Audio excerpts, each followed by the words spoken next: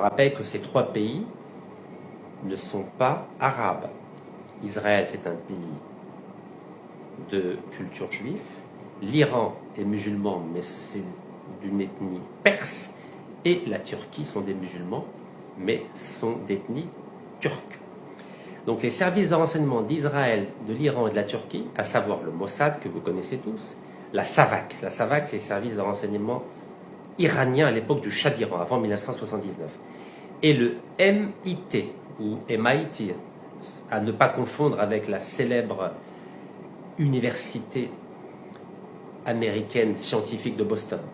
Donc ces trois services de renseignement, israéliens, iraniens et turcs, ont constitué une alliance baptisée Trident. L'Iran est devenu un des principaux fournisseurs de pétrole d'Israël. Je répète, l'Iran est devenu un des principaux fournisseurs de pétrole d'Israël à travers l'oléoduc Eilat, c'est en Israël, Ashkelon. C'est comme ça qu'on l'appelait. Il y avait un oléoduc qui passait de l'Iran jusqu'en Israël. Vous imaginez pendant plus de 20 ans, de 57 à 77, l'Iran a livré 40% du pétrole dont avait besoin Israël. Je répète, l'Iran que vous connaissez, qui est attaqué aujourd'hui, a livré pendant plus de 20 ans 40% du pétrole dont avait besoin Tel Aviv. Alors, que vous dire? C'est pas moi qui le dis, c'est le journal algérien Al-Watan. Alors pendant 3 pages, ce journal revient sur les différentes liaisons incestueuses entre l'Iran et Israël. Est-ce que vous savez par exemple, vous connaissez David Ben Gourion? David Ben Gourion, c'était le fondateur de l'État d'Israël en 1948, le penseur. C'est lui qui a négocié avec les Français que Paris lui livre les secrets de la bombe nucléaire. Et oui, ne l'oublions pas, ce sont les Français qui ont livré à Tel Aviv la première bombe nucléaire israélienne. En 1961, David Ben Gourion a fait une visite officielle en Iran. Eh oui, car il y avait une alliance entre Tel Aviv et Téhéran qui aujourd'hui se battent. Mais je vais vous dire pourquoi ils se battent. D'abord, je vais vous dire pourquoi elles se sont toujours entendues depuis 2500 ans. Et oui, à l'époque des Perses sassanides, les Perses ont toujours protégé les Juifs. Toujours, je dis bien, toujours. Alors bien sûr, ceux qui ne lisent pas l'histoire ont l'impression qu'il y a toujours une haine entre Israël et l'Iran. Absolument pas. Et je vais y revenir. Est-ce que vous savez, par exemple, que le premier pays musulman qui a reconnu Israël, c'est la Turquie?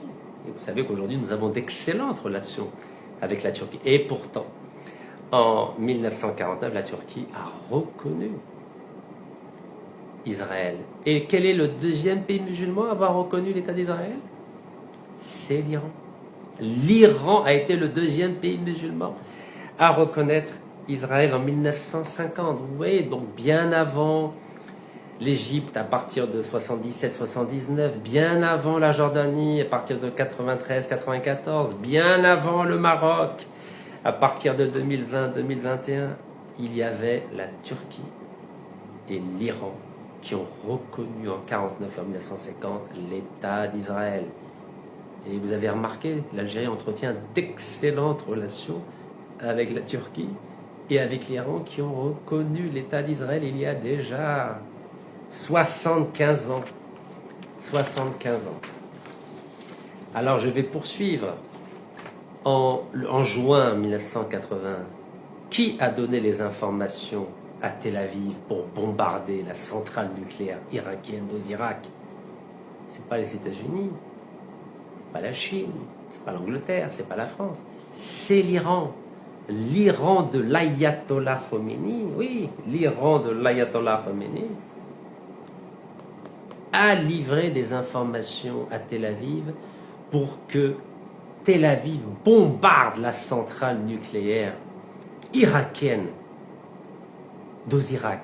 7 juin 1981. Car l'Iran et Israël ont toujours été des alliés, quel que soit le régime en place, mais ils étaient alliés pour détruire les pays arabes, pour affaiblir les pays arabes. Et je vais y revenir. En 1985-86, qu'est-ce qui s'est passé? Il y a eu l'Iran Gate. Vous connaissez l'Iran Gate? C'est un scandale extraordinaire qui a consisté en la chose suivante. Israël a livré de l'armement militaire à l'Iran de Khomeini pour faire la guerre à l'Irak. Et en échange de quoi? Khomeini a livré du pétrole à Israël. Vous imaginez? Israël a livré de l'armement militaire à l'Iran. Donc c'est de l'armement militaire américain en échange du pétrole iranien. Bien sûr, il y avait une négociation au sujet de quelques otages américains au Liban. Tout ça pour vous dire que depuis que l'Iran est devenu république islamique en 1979, ou avant, l'Iran et Israël ont toujours entretenu d'excellentes relations en termes de services de renseignement, relations militaires, relations pétrolières, relations agricoles. Car l'Iran et Israël ont toujours eu un point commun: affaiblir les États arabes au Moyen-Orient. Alors vous savez, les services de renseignement que je viens de vous indiquer, services de renseignement israéliens, turcs et iraniens, se rencontraient tous les 6 mois. Et que faisaient-ils ensemble? Ils échangeaient des informations pour savoir comment ils pouvaient détruire les pays arabes qui les gênaient. Dans les années 50, vous savez quel était le grand pays arabe, le chantre du nationalisme arabe? C'était l'Égypte de Nasser. L'Égypte de Nasser était considérée comme l'ennemi d'Israël, de la Turquie et de l'Iran. Car Nasser faisait de l'ombre à ces 3 pays. C'était une figure extraordinaire à l'époque. Il imposait un leadership dans l'ensemble de la région du Moyen-Orient, d'Afrique du Nord, de l'Afrique, de l'Asie. Il était respecté dans le monde entier. Pourquoi il était respecté dans le monde entier? Car lorsqu'il a décidé de nationaliser le canal de Suez le 26 juillet 1956, c'était un événement majeur. Et c'est parce qu'il a réussi la nationalisation du canal de Suez, et ensuite, bien qu'il ait perdu militairement la bataille, la guerre à Suez, il l'a gagné politiquement. Et son aura est devenue extraordinaire à travers le monde entier. Et c'est cet événement-là qui a poussé, quelques années plus tard, les nouveaux pays arabes indépendants à nationaliser eux aussi le gaz et le pétrole. C'est grâce à Nasser, c'est lui qui a donné le là, qui a donné l'exemple. Et si on n'a pas ces références historiques en tête, on ne peut pas comprendre. Car à l'époque, l'Égypte était en mouvement. C'était un pays qui avait une influence extraordinaire. Je vous rappelle qu'à partir de 1955, c'est l'Égypte qui aidait fortement l'Algérie à combattre le colonialisme français. L'Égypte qui aidait tous les mouvements de libération nationale. Ensuite, c'est l'Algérie qui a pris le relais. L'Égypte a fait la guerre au Yémen entre 1962 et 1967. L'Égypte a essayé de faire une alliance, une fédération avec la Syrie entre 58 et 61. Bref, l'Égypte était une grande puissance révolutionnaire et républicaine. Et évidemment, l'Égypte aidait les mouvements palestiniens. Je vous rappelle que c'est l'Égypte qui gérait Gaza après la première guerre contre Israël en 1948. De 1948 à 1967, comptez avec moi, Ça fait pendant 19 ans, c'est l'Égypte qui gérait Gaza. Oui, l'Égypte, car l'Égypte était un grand pays et les Palestiniens faisaient confiance à l'Égypte de Nasser pour essayer d'obtenir leur État et ensuite l'indépendance de la Palestine. Donc évidemment, Israël ne pouvait pas accepter que l'Égypte de Nasser devienne une grande puissance, la Turquie non plus, et l'Iran non plus, car ces trois pays étaient jaloux de l'Égypte de Nasser. C'était ça la géopolitique des années 50 et des années 60. Alors évidemment, Israël, vous connaissez l'entité sioniste, vous l'appelez comme vous voulez, Israël. Il y a des penseurs en Israël, vous savez. Ce ne sont pas des imbéciles, les Israéliens. Ça n'a jamais été des imbéciles. Les Juifs, dans toute l'histoire de l'humanité, ont toujours su mettre en avant le savoir et la connaissance. Vous savez, il y a un célèbre hadith chiite qui dit que l'encre de l'écolier est plus sacrée que le sang du martyr. L'encre de l'écolier est plus sacrée que le sang du martyr. Eh bien, figurez-vous que nos frères abrahamiques juifs appliquent cette règle depuis plus de 3000 ans. Ils ont beaucoup investi dans le savoir, dans l'intelligence, dans comment envisager l'avenir et préparer l'avenir. Alors pourquoi je vous parle de nos frères abrahamiques juifs? Car selon les religions abrahamiques, nous sommes des frères, des cousins, n'est-ce pas? Ben Gurion, dans les années 50, quand il voyait l'influence grandissante de Gamal Abdel Nasser, vous savez que Gamal Abdel Nasser s'inscrivait dans la lignée de la résurrection du monde arabe, dans la Nahda, comme on dit, qui a commencé au XIXe siècle. Figurez-vous que Ben Gurion, avec les penseurs sionistes, ont dit Israël a des problèmes avec les Arabes, avec les pays arabes, donc il faut qu'on réfléchisse à une stratégie d'encerclement des Arabes. Et c'est là où ils ont développé une doctrine intellectuelle, politique et géostratégique qu'on appelle la théorie des alliances périphériques. En quoi consiste cette théorie des alliances périphériques? Cette théorie des alliances périphériques, qui a été pensée par les théoriciens du sionisme autour du fondateur de l'État d'Israël, David Ben Gurion, consistait à s'allier avec des pays qui entourent le monde arabe. D'abord la Turquie. Vous savez que la Turquie était, depuis Atatürk, était laïque. C'est un pays musulman, sunnite, mais qui n'est pas arabe. L'Iran est musulman, chiite, mais pas arabe. Elle est perse. Et vous savez qu'il y a une très vieille inimité entre les Perses et les Arabes depuis la défaite des Perses à Qadisiyah devant les forces musulmanes. Et le troisième partenaire allié d'Israël, c'est l'Éthiopie. L'Éthiopie, qui est un pays africain, sémite. Ne l'oublions pas que les Éthiopiens sont des sémites, comme les Arabes et les Juifs. Mais c'est chrétien l'Éthiopie. Et un peu autour de l'Éthiopie, il y a le Soudan. La stratégie des théoriciens du sionisme autour de Ben Gurion a été de s'allier avec ces trois pays, donc Turquie, Iran, Éthiopie, et aussi le Soudan, surtout le Soudan du Sud.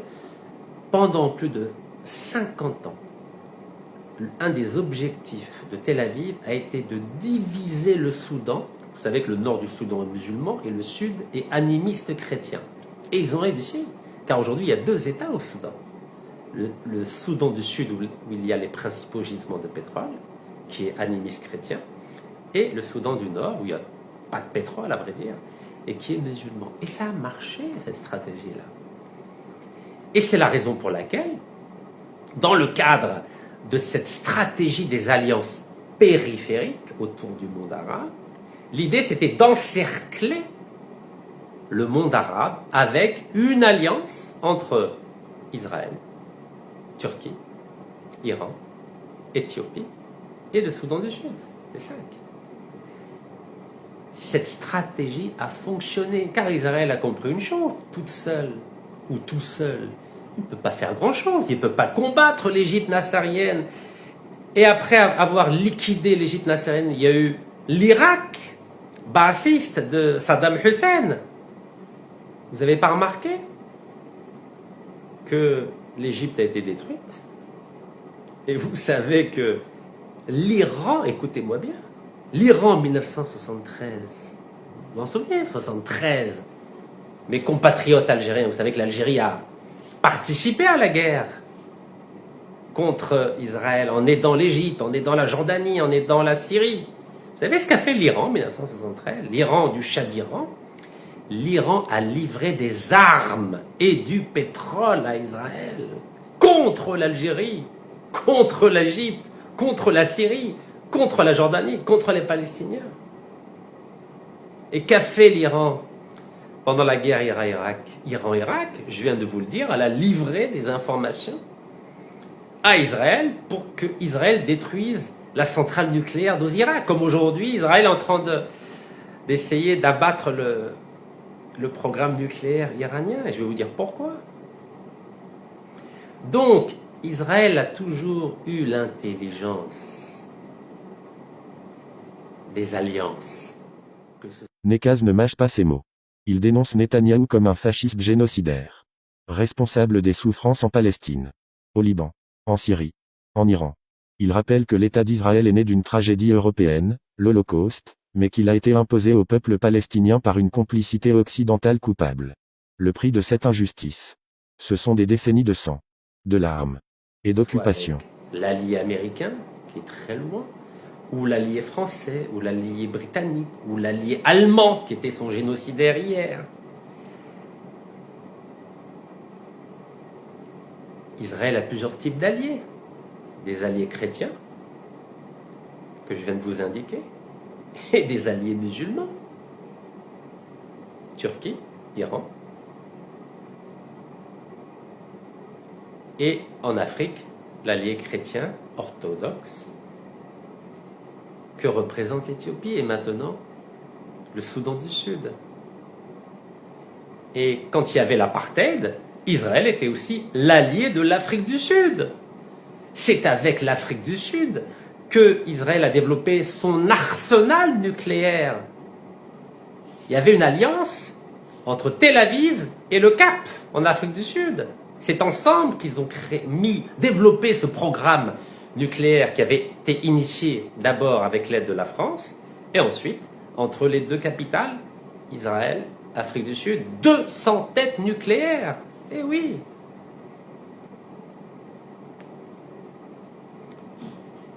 Alors vous comprenez pourquoi je vous dis que les choses sont beaucoup plus complexes qu'elles n'y paraissent.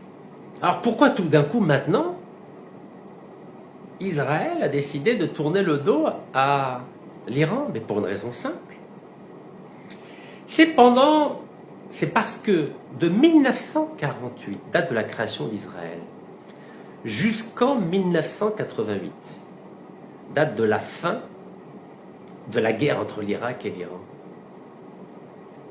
Israël a réussi à neutraliser les poids lourds du monde arabe. Mais oui, Israël a réussi à neutraliser les poids lourds de la résurrection du monde arabe. C'était qui les poids lourds? D'abord l'Égypte de Nasser. À partir de 52 jusqu'en 1967, vous savez que Nasser c'était la figure marquante du Moyen-Orient. Mais lorsqu'il y a eu la défaite de 1967 et ensuite en 1973, l'Égypte éliminée, puisque après l'Égypte a négocié avec Sadat un accord de paix avec Israël, d'abord en 1977 et en 1979 les accords de Camp David. Ensuite, Israël a livré des armes à l'Iran pour abattre l'Irak de Saddam Hussein. Et après, vous savez, guerre civile en Algérie, destruction de la Libye en 2011, destruction de la Syrie pendant la guerre civile à partir de 2011 jusqu'à 2025. Donc aujourd'hui, Israël n'a plus besoin de l'Iran. Surtout que l'Iran a décidé de développer son propre programme nucléaire. Ah non, là ils s'entendent plus, nos amis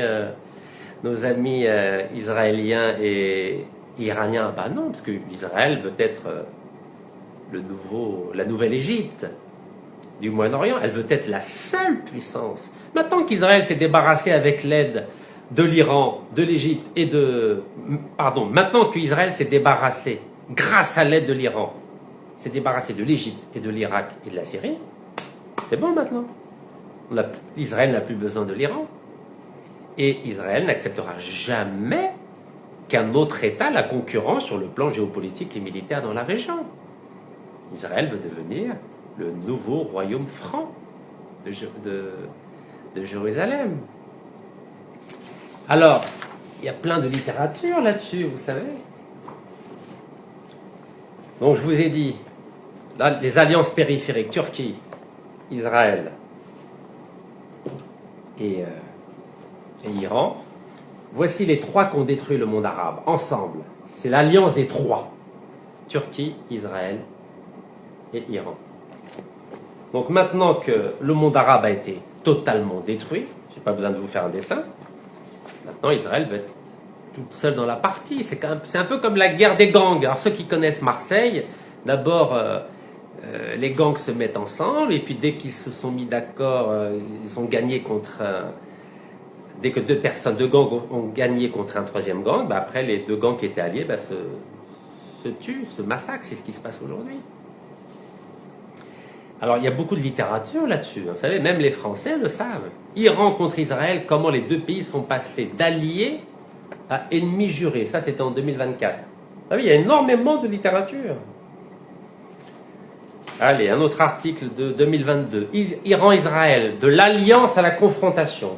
Excellent article dans l'Orient 21e siècle. Iran-Israël, de l'alliance à la confrontation. Oui, maintenant... Donc, en sous-titre, il disait, d'abord, il y avait la coopération. Je vous l'ai indiqué, en 1950, l'Iran a reconnu l'État d'Israël, ne l'oubliez jamais. En 1979, il parle de changement de cap avec Khomeini, mais vous avez vu que pendant la guerre Irak-Iran de 80-88, Israël a livré du pétrole. L'Iran, a livré du pétrole à Israël, Israël a livré des armes à l'Iran et l'Iran a donné des informations pour détruire la centrale nucléaire irakienne en Irak. C'est pas aussi simple que ça. Et puis un excellent dossier qui a été rédigé par le professeur Quentin Lenormand, professeur agrégé d'histoire, qui s'appelle « Les relations entre Israël et l'Iran, un partenariat officieux dans un contexte d'hostilité affichée ». En clair, ils font semblant à travers les médias, les déclarations publiques et politiques de se détester. Vous vous en souvenez, l'ayatollah Khomeini disait qu'il y a le grand Satan, c'était Israël, et il y a le petit Satan, c'était... le grand Satan, c'était les États-Unis, et le petit Satan, c'était Israël. Mais dans les faits, l'Iran livrait du pétrole à Israël, et Israël livrait des armes à l'Iran pour combattre l'Irak. C'est ce qu'on appelle de l'hypocrisie politique. Alors nous, en Algérie, on a encore des naïfs qui pensent que l'Iran, c'est notre allié, c'est notre partenaire. Mais non, mes chers amis. L'Iran, la Turquie ont toujours été les partenaires d'Israël. Retenez bien. Toujours. Pour affaiblir le monde arabe. Vous n'avez pas remarqué, toutes les puissances du monde arabe ont été éliminées? Je vous ai parlé de l'Égypte, je vous ai parlé de l'Irak, je vous ai parlé de la Syrie, la Libye. L'Algérie a été fragilisée par 10 années de guerre civile. Vous n'avez pas remarqué? Même le Soudan il résistait un peu, divisé en deux, entre le Soudan du Nord et le Soudan du Sud. Vous n'avez pas remarqué? que toutes les grandes puissances arabes ont été éliminées, ont été neutralisées. Pourquoi elles ont été éliminées et neutralisées? Car ces trois pays se sont ligués contre le monde arabe. Ces trois pays-là, Turquie, Israël et Iran. Et oui, ne l'oubliez pas. Ne vous faites pas berner par la propagande. Vous savez, on a l'habitude de se faire berner, vous savez. Il y a un grand intellectuel, un grand journaliste et intellectuel qui s'appelle René Naba.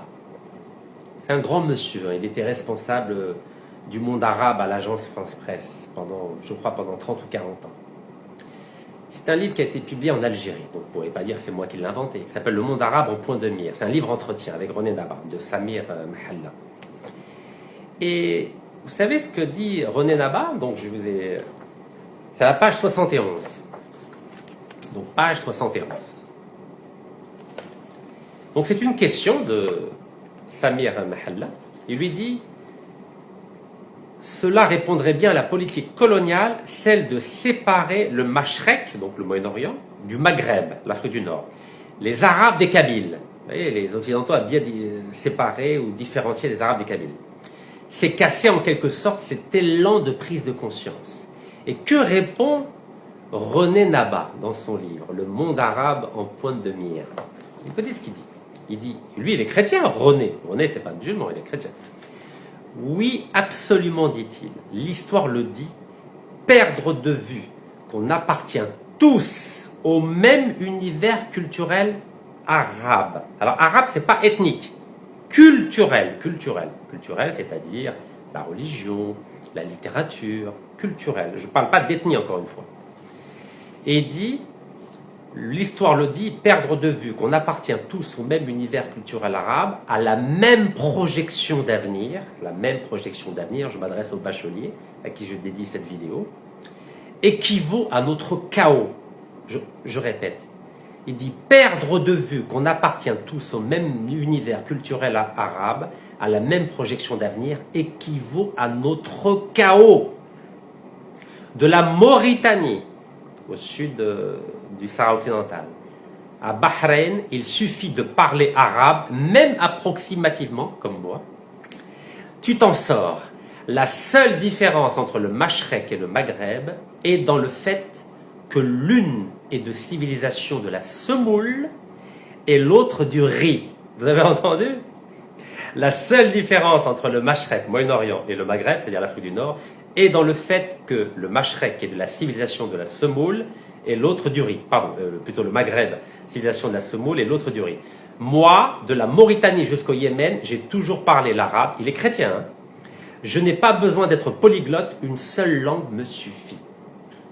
Bien sûr, l'Algérie, elle est amazigh, on est d'accord. Donc il y a l'islamité, dans l'islamité il y a la langue arabe en tant que culture, et l'amazérité qui est à la fois une culture et une ethnie. Mais nous sommes les deux, comme dirait Cheikh Ibn Badis. Et c'est très important cette phrase. Vous savez pourquoi elle est très importante? Car ces trois pays-là que je viens de vous citer, Israël, Turquie et Iran. Donc il y a deux pays musulmans. Turquie qui est musulman sunnite, Iran musulman chiite. Mais ils ne sont pas arabes. Et Israël, hébreu, juif. Comment c'est fait-il que ces trois se soient mis d'accord? Vous savez pourquoi? Ces trois-là ne sont pas de culture arabe, ni de culture amazigh. Ces trois-là se sont mis d'accord pour affaiblir le noyau dur de la Méditerranée et du Golfe, qui contrôle 60% des réserves mondiales de pétrole et de gaz. Et ça a marché. Ils ont réussi, ces trois pays, à nous affaiblir. Ils ont réussi. Vous n'avez pas remarqué que la Turquie ne cherche pas à venir en Inde, à venir en aide à l'Iran? Ben oui, parce que la Turquie aussi, elle veut affaiblir l'Iran. Aujourd'hui, il y a une alliance entre la Turquie et l'Iran contre... Pardon, vous savez, à force de parler, on se mélange les pinceaux, on s'en mêle les pinceaux. la Turquie et Israël, il y a une coopération militaire. Vous êtes au courant? Coopération militaire, technologique entre la Turquie et l'Iran. Et maintenant que l'Iran n'est plus le partenaire d'Israël, ben, ces deux-là se sont mis d'accord pour affaiblir l'Iran. Et quand la Turquie sera affaiblie, ben, Israël va aussi tout faire pour affaiblir la Turquie pour être la seule puissance dans tout le Moyen-Orient. Après s'être débarrassé des puissances arabes que sont l'Égypte, la Syrie et l'Irak, maintenant l'Israël veut affaiblir l'Iran et ensuite elle affaiblira la Turquie, chacun son tour. C'est comme un jeu de domino. C'est compliqué la vie, n'est-ce pas? C'est très compliqué. Est-ce que vous savez que l'Iran a aussi fourni Israël a fourni des armes aussi aux Kurdes irakiens pour affaiblir l'Irak, avec l'aide de l'Iran aussi. Alors qu'est-ce qu'on fait avec tout ça? Maintenant qu'on a dit tout ça, qu'est-ce qu'on fait? Mais on a intérêt à être prudent, et là je parle de l'Algérie. Si nous ne sommes pas extrêmement prudents, nous risquons d'être les prochains sur la liste. Vous vous souvenez de Laurence d'Arabie? 1916. Vous savez ce qu'il avait fait, Laurence d'Arabie, en 1916? L'anglais Laurence d'Arabie, le colonel Laurence d'Arabie. Il a fait croire aux Arabes d'Arabie Saoudite, à l'époque c'était le shérif Hussein de la Mecque avec son fils Faisal, et il leur a dit: combattez la Turquie, et on va vous aider à créer un grand royaume arabe. Et oui. Donc les Arabes, ils étaient tellement naïfs, qu'est-ce qu'ils ont fait? Pourtant les Arabes et les Turcs, c'est des musulmans les deux. Donc les Arabes ont fait confiance aux Anglais. Et ils ont combattu la Turquie, parce qu'à l'époque, il y avait le califat ottoman. Donc quand les Arabes ont fait la révolte arabe de 1916 contre la Turquie ottomane, d'ailleurs les Turcs n'ont jamais digéré cette alliance entre les Arabes et les Anglais, c'est pour ça que les Turcs ont tout fait pour affaiblir les pays arabes. Je dis bien absolument tout fait, car c'est une cicatrice terrible pour les Turcs. Parlez aux Turcs, vous allez voir.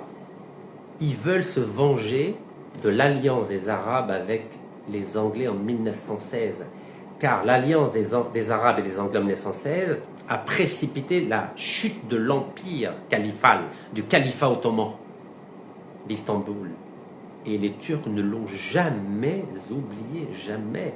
C'est la raison pour laquelle, depuis Mustafa Kemal jusqu'à aujourd'hui, l'objectif des Turcs, c'est d'affaiblir toutes les puissances arabes, que ce soit l'Égypte, que ce soit l'Irak ou la Syrie, et vous avez pas remarqué, ou la Libye, et ça a marché. Et nous serons les prochains sur la liste, évidemment. Donc, nous avons intérêt à replonger dans l'histoire et à ne pas être naïfs. Car aujourd'hui, nous sommes en danger. Nous sommes vraiment en danger. Quand on voit la facilité avec laquelle Tel Aviv a pu envoyer 200 avions de chasse pour cibler en même temps 100 points, 100 cibles en Iran, il y a de quoi s'inquiéter. Et quand on voit qu'une raffinerie iranienne a été bombardée, et encore, si ce n'étaient pas les Américains qui essayent de faire pression sur Tel Aviv pour ne pas viser les puits de pétrole, croyez-moi que Tel Aviv, il y a longtemps qu'ils auraient bombardé tous les gisements de pétrole iranien. Et je ne sais pas si vous avez suivi la réaction de l'Irak. Vous savez que les avions qui ont bombardé l'Iran sont passés, pour la majorité d'entre eux, par le ciel irakien. Le ciel irakien. Est-ce que vous savez que l'Irak n'est pas indépendante? L'Irak n'a pas le droit d'empêcher des avions israéliens de bombarder l'Irak. Est-ce que vous le savez? Et vous savez que le président irakien a demandé aux États-Unis d'interdire aux avions de Tel Aviv de survoler le ciel irakien. Car l'Irak n'a pas les moyens militaires d'empêcher les avions de Tel Aviv de survoler tout son territoire pour aller bombarder l'Iran. Est-ce que vous imaginez? C'est ce qu'on appelle le retour du colonialisme, mes chers compatriotes algériens. L'Irak aujourd'hui n'est pas indépendante. Et c'est la raison pour laquelle j'avais, comme des millions d'Algériens, demandé au président algérien de ne pas aller au sommet arabe à Bagdad, car il n'y a aucune protection en Irak. Je dis bien aucune protection. Aller en Irak aujourd'hui, c'est de la folie, car il n'y a pas d'armée irakienne. L'armée irakienne n'est pas indépendante. Le gouvernement irakien n'est pas indépendant. L'Irak n'est pas indépendant. Pour Nekaz, Israël est un anachronisme historique. Une puissance étrangère incapable de durer sans la paix avec ses voisins. Il le compare au royaume franc de Jérusalem. Balayé au XIIIe siècle faute d'avoir su coexister avec le monde arabe. Sans justice. Sans respect mutuel. Il n'y a pas d'avenir. Et c'est là tout l'appel de Nekaz. Construire un vivre ensemble pour éviter l'effondrement. Vous imaginez tout ce qui a été fait pendant la période de décolonisation entre 1952 et 1975. Nous sommes en train de faire marche arrière. La Libye n'est pas indépendante, l'Égypte n'est pas indépendante, l'Irak n'est pas indépendante, la Syrie n'est pas indépendante, le Soudan n'est pas indépendant, etc., etc.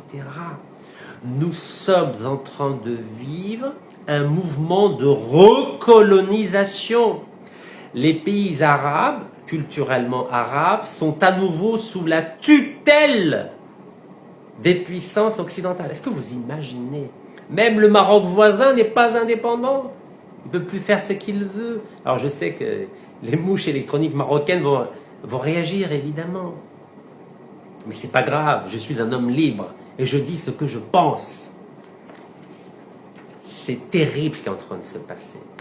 Alors l'Algérie, qu'est-ce qu'elle peut faire? Qu'est-ce qu'elle doit faire? Je vous ai dit que Israël a pu affaiblir, ou l'entité sioniste, vous l'appelez comme vous voulez, vous savez, c'est pas parce qu'on va appeler un pays avec un nom qui ne plaît pas que ça va lui faire peur. La stratégie d'Israël a été de trouver des alliés pour combattre les pays arabes. Et ça a fonctionné. L'Iran et la Turquie. En plus de l'alliance des États-Unis, de la France, de l'Angleterre et de l'Allemagne. Est-ce que vous croyez vraiment que l'Algérie, toute seule, peut combattre ou peut se protéger d'une éventuelle attaque de Tel Aviv? Excusez-moi de vous le dire, l'Algérie n'a pas les moyens militaires d'empêcher une attaque de ces gisements de gaz ou de pétrole. Ne pourra pas. Imaginez 200 avions de chasse israéliens qui débarquent en Algérie. Vous croyez qu'on va pouvoir riposter à 200 avions? Ou à des missiles en même temps que les avions? Mais regardez, l'Iran n'a même pas réussi. Pourtant, elle est alliée avec la Russie. L'Iran achète son armement de la Russie et de la Chine. Et l'Iran ne peut pas. Vous savez, le seul pays, je dis bien le seul pays, qui peut dissuader Tel Aviv d'attaquer l'Algérie, le seul pays avec lequel on pourrait faire alliance et qui pourrait dissuader Tel Aviv de bombarder l'Algérie, c'est d'avoir une alliance avec le Pakistan. Pourquoi? Car le Pakistan est la seule puissance nucléaire du monde musulman. Alors j'entends certains commentaires algériens me dire « Oui, nous, on a une armée, on a des soldats. » Vous n'avez pas remarqué, dans la guerre entre Tel Aviv et Téhéran, vous avez entendu parler d'un soldat, un seul soldat? Les soldats ne servent à rien. Retenez bien, je sais que je vais en choquer plus d'un. Les soldats ne servent à rien. Les chars ne servent à rien. Je répète, dans la guerre moderne, et on le voit tous les jours depuis le 12 juin, les soldats ne servent à rien. Les chars ne servent à rien. Et même les batteries antiaériennes, elles ont été toutes neutralisées. Vous savez, c'est quoi les batteries antiaériennes? Batteries de défense antiaérienne. Normalement, c'est des batteries qu'on met dans certains points névralgiques d'un pays pour neutraliser des missiles ou des ou des avions de chasse ennemis qui viennent vers nous. Regardez, l'Iran, malgré la production de batteries anti-aériennes, n'a pas réussi à neutraliser les missiles ou les avions de chasse de Tel Aviv. Et pourtant, on a dit que l'Iran vendait des drones à l'Iran pour combattre l'Ukraine. Tout ça, c'est du vent. Ça ne vaut rien. Vous savez, quand vous avez des bombes anti-bunker qui font de 2250 kilos jusqu'à 14 000 kilos, 14 000, vous imaginez 14 tonnes. 14 tonnes. Et qui vont à plus de 200, 300, 400 mètres sous la terre. Qu'est-ce que vous voulez faire contre ça? Vous ne pouvez rien faire. Donc on peut dépenser des milliards de dollars à acheter des chars ou acheter je ne sais quoi. Ça ne servira à rien contre une attaque de Tel Aviv qui bénéficie du soutien des pays occidentaux. À rien. La seule alliance qui pourrait fonctionner, c'est celle d'une alliance entre Alger et le Pakistan. Vous vous en souvenez, la crise de Cuba? Vous vous souvenez ce qu'avait fait la Russie, l'Union soviétique à l'époque, en 61-62? Elle avait mis des missiles nucléaires à Cuba, qui étaient orientés vers les États-Unis. Et évidemment, pour les États-Unis, c'est catastrophique, car entre Cuba et la Floride, il y a quelques dizaines de kilomètres. Donc il y a une crise majeure. La seule alliance qui peut protéger l'Algérie, aujourd'hui, d'un scénario catastrophe comme celui que nous constatons aujourd'hui, entre Tel Aviv et Téhéran, c'est une alliance avec le Pakistan. Car seuls, nous ne pourrons absolument rien faire. L'Europe et les États-Unis ont l'OTAN. Même la Russie a une alliance avec la Chine. Même la Russie a une alliance avec la Chine. Et pourtant, c'est une puissance nucléaire. La Chine aussi, puissance nucléaire. Vous croyez que nous, l'Algérie, qui est une puissance non nucléaire, on pourra se défendre contre un ennemi comme Tel Aviv? Mais ne rêvez pas. J'entends des commentaires algériens, on dit oui, mais nous, il y a des hommes, en Algérie, il y a des hommes, il y a 46 millions d'hommes. Mais les hommes ne servent à rien dans des guerres modernes. Les hommes, les soldats ne servent à rien dans les guerres modernes. Regardez, vous avez entendu parler de l'armée iranienne, là? Pourtant, ils sont plus de 80 millions d'habitants. Mais ils ne peuvent rien faire, les soldats. Les soldats ne peuvent rien faire contre des missiles et contre des avions de chasse qui débarquent. Qu'est-ce que vous voulez qu'ils fassent? Avec des muscles? Mais ça ne sert à rien, les muscles. Dans les guerres modernes, une guerre qui se joue dans les satellites, avec les satellites, dans l'espace. Vous croyez que Tel Aviv, quand il vise, vous croyez qu'il vise avec des jumelles? Mais il vise avec des satellites espions, des satellites militaires.